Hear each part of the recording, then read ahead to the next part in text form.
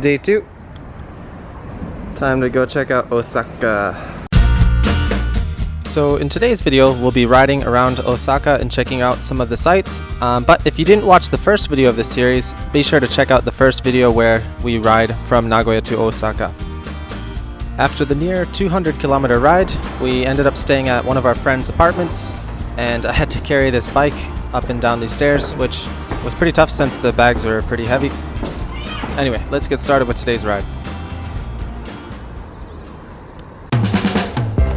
Our friend's apartment was located right by one of the main rivers in Osaka, which has a nice big road which you can use for cycling and walking, whatever you want to do. So we made our way over to that path, and we just had a few kilometers to go to make our way into the center of the city.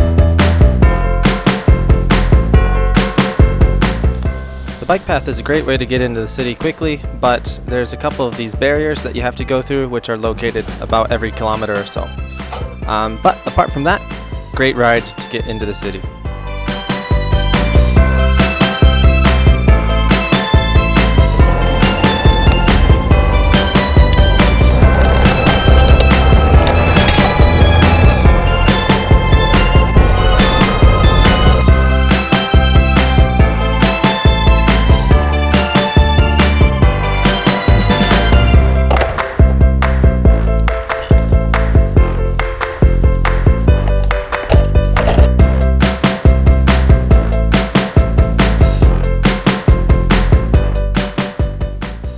Our first stop of the day was to head to Osaka Castle, which luckily we could get to pretty much straight away by taking the river path and taking this underpath and then this bridge. So it was my first time getting to Osaka Castle from this direction, not taking the subway. Pretty nice view from the bridge. Osaka Joe! Osaka Joe! Osaka!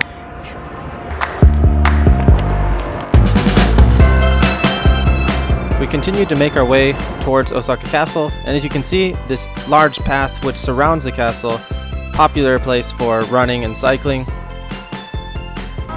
And we were actually to make our way into the inner gate itself with our bikes, which was pretty cool since we didn't have to park them and walk in the rest of the way.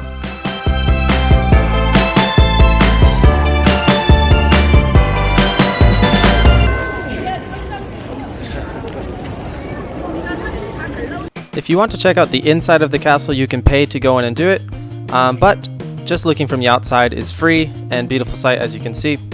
Anyway, that was it for us at Osaka Castle. We decided to continue onwards and make our way towards Dotombori, which is one of the more popular shopping districts in Osaka.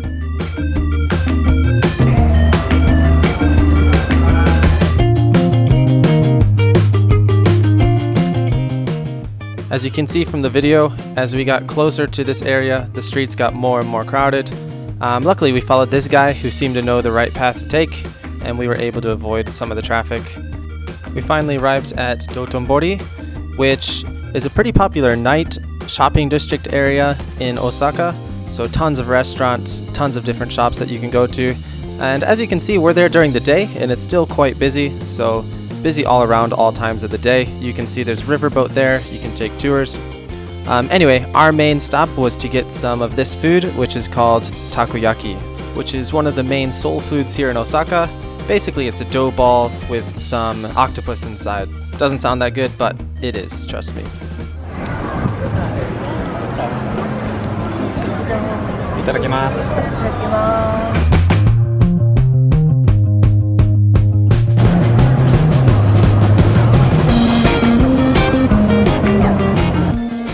We were still pretty hungry after eating the takoyaki, so we decided to search for a few more snacks. These are some caramelized sweet potatoes, which are pretty great, and also some sesame Chinese buns from the Go-Go Ichi Horai store, which is a top recommendation if you're looking for some delicious food in Osaka.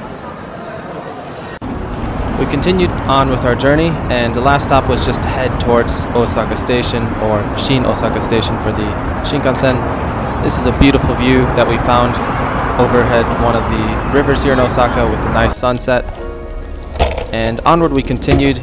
This is a pretty cool spiral staircase we found to get to one of the main bridges to cross the last main river towards the station we were heading to.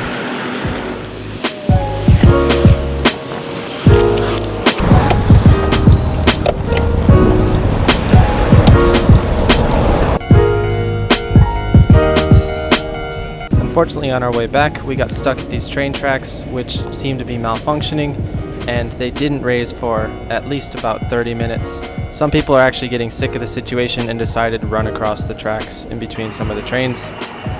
So unfortunately wasted about 30 minutes there.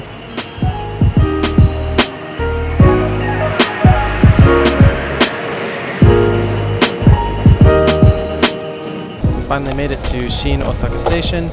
Last thing to do was to pack up our bikes and our bags, buy our ticket for the train, and head back to Nagoya.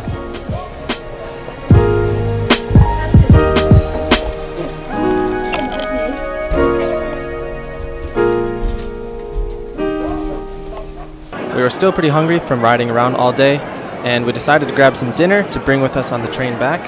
Luckily there was a Gogoichi Horai restaurant within the station, so we were able to grab some snacks for the train ride back. Like I mentioned earlier in this video, this restaurant is a popular Chinese food chain based in Osaka.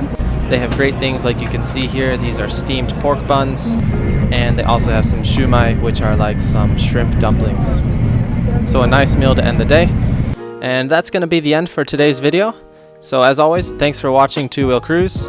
If you're interested in watching more videos about life in Japan, cycling, travel, food, and so on, feel free to click the subscribe button, and I'll see you here next time on Two Wheel Cruise.